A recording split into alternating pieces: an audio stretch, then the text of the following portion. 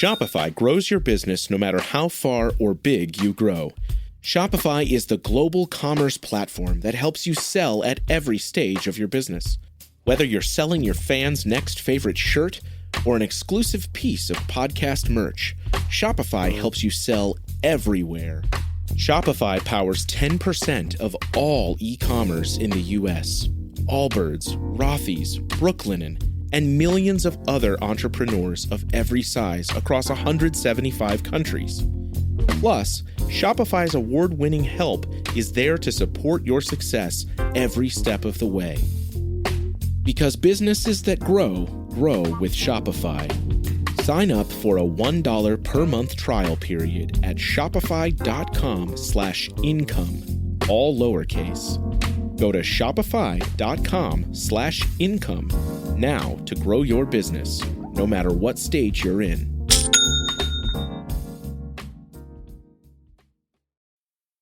Welcome to The Planted Runner. I'm Coach Claire Bartholic. It's been said that beauty is wasted on the young. For older runners, we might say that it's not just beauty, it's speed. It's a biological fact that our bodies do start to decline in ability after a certain age, and many runners will automatically assume that their days of personal records are behind them. Yet world records in all age groups across all running distances continue to be shattered.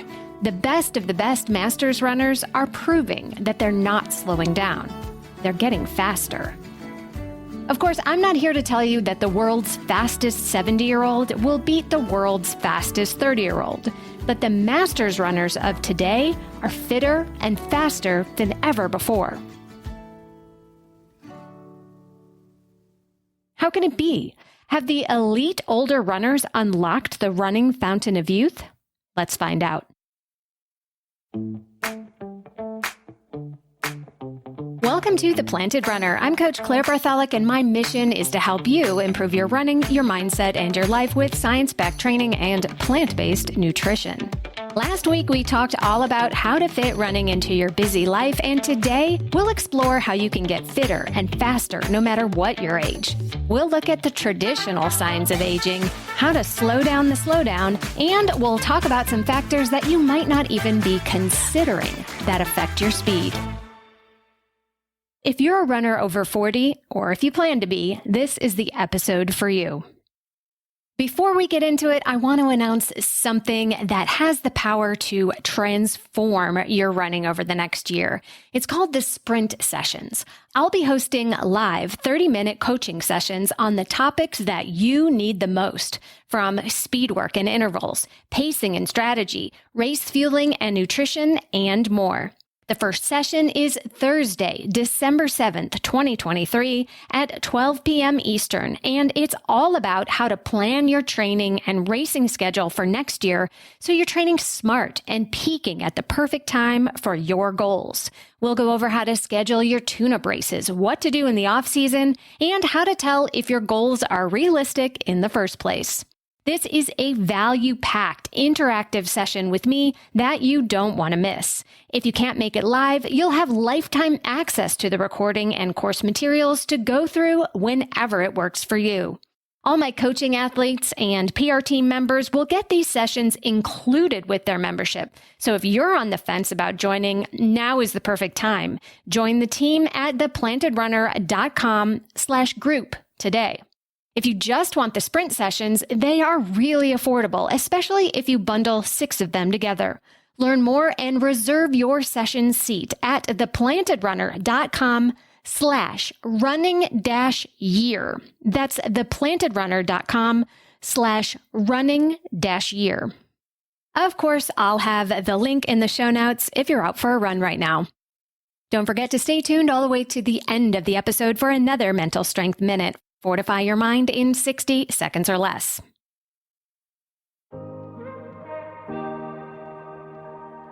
Anytime a runner comes to me for coaching or a custom plan, I ask them about their struggles.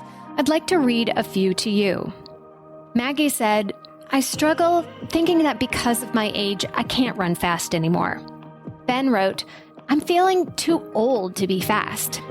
And Alicia said, I struggle a lot comparing myself to how I used to run. All my PRs are so old now, and my hard workouts often are not any faster than my easy runs used to be. This breaks my heart. Part of what's going on here simply is our culture's ingrained ageism that tells us we become weaker, slower, and less valuable as we age. We've been told that we'll slow down, so we do. Of course, age will be a factor in how you train, recover, and perform, but it's not a given fact that speed just falls off a cliff.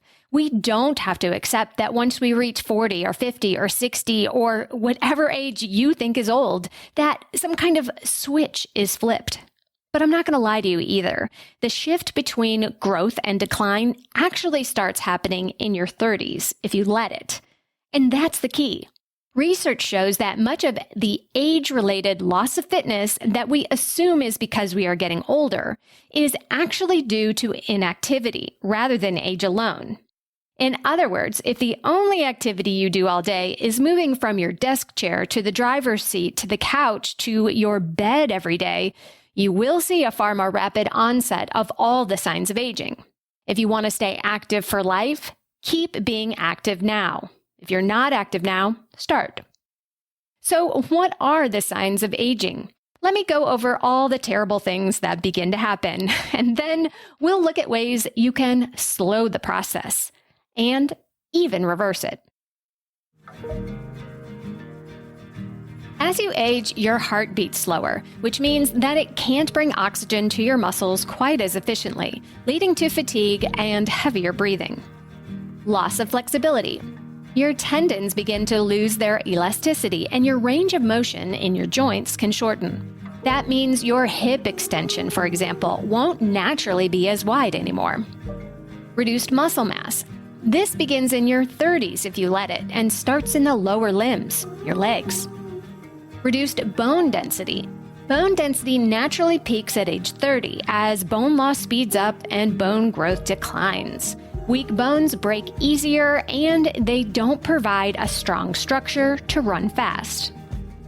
Weight gain. As we lose muscle mass, our total energy requirement shrinks, which can lead to fat gain if you eat the same amount you always have.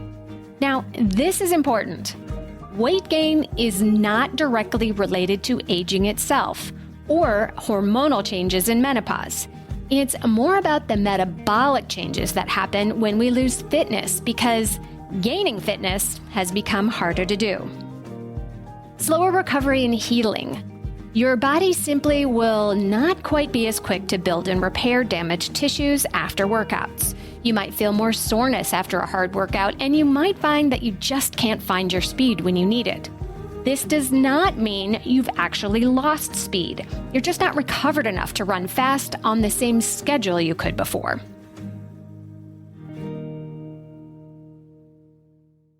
All of these changes will come to varying degrees if you live long enough. But every single one of them is happening right now to sedentary people in their 30s and even in their 20s. Inactivity and unhealthy eating will age you far faster than actual aging ever could. But of course, I'm preaching to the choir here, right? You are a runner, and despite all your best intentions, you're starting to feel your age. Will you ever get faster? I'll go over that right after this. I'll get back to the episode in just a minute, but first I wanted to take a moment to talk to you about nutrition. You are an athlete, and that means most standard nutrition advice isn't meant for you. While most Americans are struggling with trying to eat less and move more, for most runners, it's the opposite. When you're training hard, getting in enough to support your training is the first goal. Getting high-quality nutrition at the right time is the second. And that's why I love Neurify by Previnex. It's the only plant-based protein powder that uses high-quality brown rice and organic yellow peas that's smooth enough to dissolve in just water.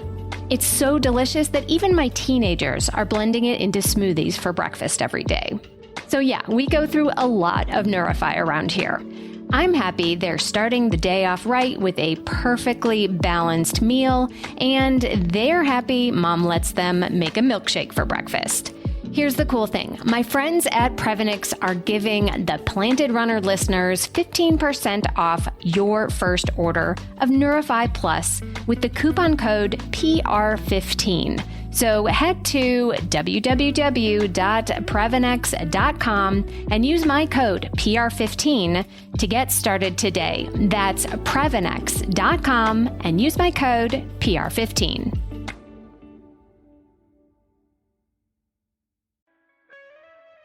Hear Her Sports is a podcast for everyone who loves stories by and about women striving to improve and make a difference in their lives. I am your host, Elizabeth Emery, a former professional cyclist. In every episode, I introduce a female athlete or woman in the business of sport through a thoughtful conversation about who they are and the terrific work they're doing. My guests and I explore the glorious and frustrating issues in sports, history, equity, training, nutrition, and so much more. Join us for inspiration, for community, and for love of being a strong, athletic woman. Greetings from Evergreen Podcasts. We're rolling out a listener survey, and we want to hear from you. The information in the survey will help us gather statistics and in turn make our shows more appealing to advertisers. I know most people don't like ads, but this is one of the only ways our shows make money and help keep their lights on. We promise it will only take a few minutes, but the impact on our podcasts will be tremendous. As a token of our appreciation, we'll randomly select one lucky participant each month to win an exclusive merchandise package from Evergreen Podcasts. Head to evergreenpodcast.com/listenersurvey to help a show and possibly get some free stuff for doing so. We can't thank you enough for the support. Now back to the show. This is The Planted Runner. I'm Coach Claire Bartholic. Is it really possible to get stronger and faster even past the age of, say, 60 or 70? The answer is a resounding yes, with some asterisks. Faster and stronger are clearly relative terms. If you've trained hard to be strong and fast your whole life, you've likely maxed out your absolute speed and strength when you were at your biological peak. The good news for you is that as you age, the number of people as fit as you starts to shrink. So relative to your age group, you're going to be on top. Now, you might not like comparing yourself to other people. It's a comparison trap, you say. You just want to compare yourself to your past self and get faster than you used to be. Honestly, at some point, that kind of comparison trap is just as sticky. You are not you 20 years ago. That was a completely different person, and it's just as unfair to compare you now to past you than it is to be competitive with strangers. But this is exactly the time when comparing yourself to your biological peers can really help motivate and inspire you. You have the experience and the fitness to be best in class now, but you can't train like past you did. I'll get to that part in just a bit. Now let's say you found running later in life. You haven't always been obsessed with training and fitness and endurance running, and you are loving your new lifestyle. Keep going. With smart training, consistency, and dedication, you can get remarkably faster and stronger no matter age you started at. Before I go over my best training tips that I use with masters athletes all over the world, we need to know what kind of athlete you are because the advice is not going to be the same. And this is not about athletic talent or speed, but desire and dedication. The first group is what I like to call the lifestyle runner. This type of runner runs for health and fitness, but isn't necessarily into racing or running at the expense of other activities in life. You love being fit, getting in the mental health benefits of a good run, but your life is also full with plenty of other active pursuits. You don't mind missing a run to get on the bike or ski on fresh powder. In the middle, we have the running enthusiast. This is someone who loves running above all other sports. You don't just run to be fit and healthy, you are running to build confidence, community, and discover who you really are when you accomplish big goals. Most of these runners love racing and training with a purpose. And finally, we have the rabid stans. If you don't know, a stan is a super fan or even a stalker fan. Running at the highest level for you is not just something you do, it's something you are. You get immense satisfaction from working hard to conquer big challenges, and you can't imagine your life without it. Others would probably consider you a runaholic, but you don't mind. We all have our quirks. It would be a disservice to you if I were to just give you blanket advice to cover all three of these different kinds of masters runners. A lot of what I'm about to say is going to overlap, but I'm going to be sure to point out the differences. Now, let's get back to slowing those pesky signs of aging. The great news for runners is that aerobic running is one of the best activities we can do for our hearts. As long as you are going slow enough to breathe almost as easily as walking, you're in the aerobic zone, and that builds a strong and healthy heart at any age. If you've been tracking your heart rate for years as a runner, you'll likely see your average heart rate go down when you run. But go ahead and throw away that outdated formula of 220 minus your age to get your max heart rate. That is generic advice meant for the general population, not you. Next up is loss of flexibility. As runners, we only really need to be flexible in 4 places: the thoracic spine, the hip as it extends, the ankle as it flexes, and the big toe for a strong push-off. Now, we want to move well in every joint in the body, of course, but we don't need to be passively flexible with elongated muscles everywhere. The answer to this is dedicated mobility training. Mobility is moving without restriction through your range of motion. This means your shoulders can move all the way back for a good arm swing. Your stride can open up because your hips move well, and you can get your butt all the way down to your ankles in a squat because your ankles are mobile enough to allow your knees to move past your toes. If you need help with this, check out the Planted Runner on YouTube, where I've got some simple yet effective mobility workouts for runners. 10 minutes a couple of times a week would be perfect for the lifestyle runner. Rabid stans could opt to do a few minutes of mobility every single day.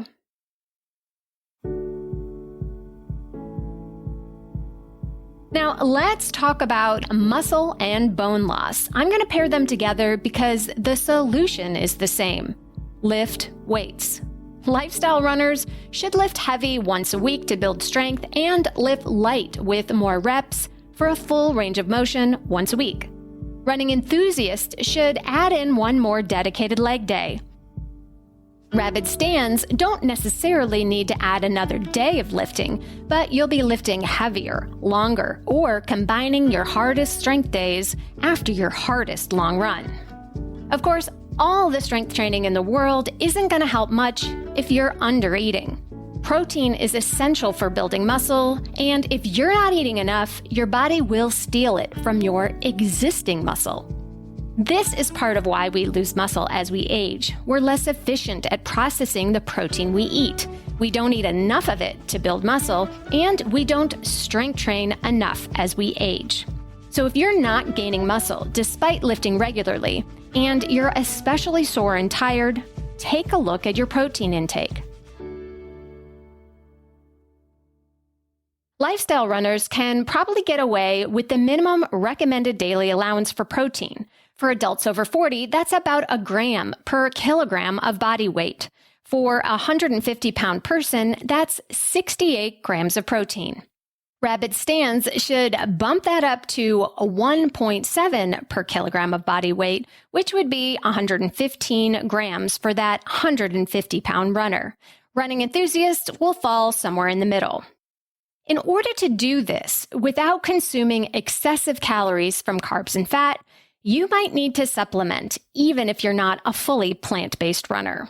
Now, I'm fully aware that telling older runners to eat more typically doesn't go over so well. That's because a lot of us know that gaining fat is inevitable as we age. But actually, it's not. Fat gain only happens when we burn less than we eat, but that doesn't mean you need to move more and eat less. Our metabolic processes have become less efficient, and our caveman gene default is to store fat. Muscle, on the other hand, is calorically expensive, so that's the first thing to go when you undereat. Not to mention, you've probably gotten so good at running that it's no longer the fat-burning tool that worked so well in your 30s.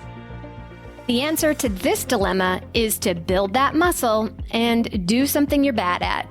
If you just run like you always have, don't be surprised if things don't stay the same. Cross-training can not only boost your endurance in a low-impact way, but it can also help you use muscles that you're not used to, creating a fitter body all over. Many older athletes use cross-training instead of an easy recovery run because it's easier on the joints and helps you truly recover. Speaking of recovery, yep, that's going to take longer as you get older, but you can still build strong muscles and bones. If you keep pushing day after day without rest or easy recovery days, you will never properly repair and grow stronger. Not to mention the risk of injury and overtraining goes way up. Learn to enjoy your easy and rest days.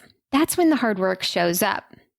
When you're in your 20s and 30s, running a hard day at the track on Tuesday, a tempo on Thursday, and a long run on Saturday, maybe that was no big deal. But very few runners in their 40s and beyond can handle a schedule like that successfully for very long. So instead, push back that tempo to Friday, for example, then push the long run back a day. Or maybe you skip that second speed workout entirely every other week or even every week. Running is supposed to make you feel good. So if you're not feeling good day after day, ease up and recover. Other essential recovery tips are to slow down those easy runs so that they're truly restorative. Easy should mean a slow jog, not your marathon pace. And the last topic I want to bring up is alcohol. I don't think that this is talked about enough in the running community. Alcohol has zero health benefits, and it dramatically affects your sleep and well-being, even if you're not a big drinker. Good sleep can be harder to achieve as we age for many reasons, but your alcohol use is something you can control. Now, I'm not saying you have to give it up completely if you enjoy it. After all, it's a major way that we celebrate with others. But I will say, point blank, alcohol is hurting your training. For lifestyle runners, that means limiting your drinking to less than 7 drinks a week. For running enthusiasts, skip drinking during the week and limit it to a total of 4 drinks per week. And for rapid stands, you're looking at maybe 2 drinks per week, if any. I almost feel like I have to apologize here or mitigate this with some kind of do what works for you when it comes to alcohol. Having a glass of wine with dinner or a beer after a run is just so normalized for many that pushing back on that feels like I'm somehow giving extreme advice. So do what you want with it, but I promise you, alcohol is not doing your sleep, health, or fitness any favors. Out of all runners, the rabid stands who found running later in life will be the ones who objectively get the fastest despite their age. But they're also the ones with the highest risk of burnout, injury, and perhaps even neuroticism with running than the other 2 groups. A runner who quite literally slows down their running from their speedy younger years will naturally lose speed, but hopefully will find joy and fulfillment from other aspects of their rich life. So the next time a runner comes to me asking if they can get faster as a master, I will tell them yes. And then I'll share this episode with them. Because only you will be able to decide if it's worth it and possible.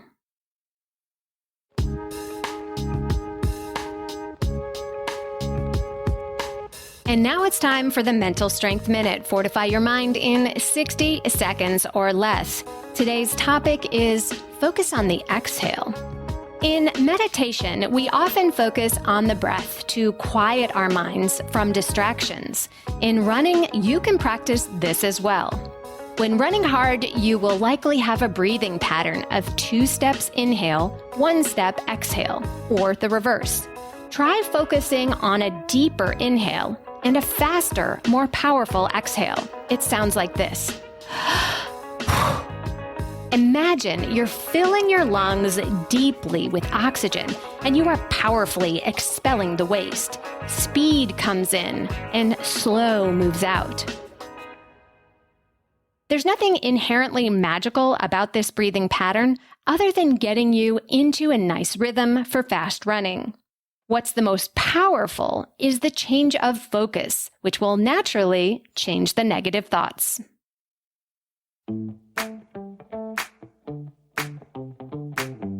Thank you for listening to The Planted Runner, part of the Evergreen Podcasts Network. Don't forget that you can win a copy of my book for leaving an Apple Podcast review, so be sure to write yours right after your run today.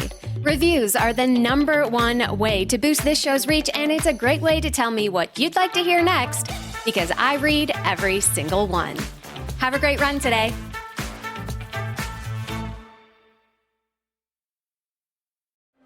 Sports stars. They're like superheroes. But they're actually real. Which is why we've made a podcast about them. You see, They've all got a story. but too many of these stories were cut short. Kobe Bryant, Payne Stewart, Flojo, Phil Hughes. Justin Fashanu, We're writing episodes about all of them. and sadly many more. Death of a Sports Star, a new series from Crowd Network.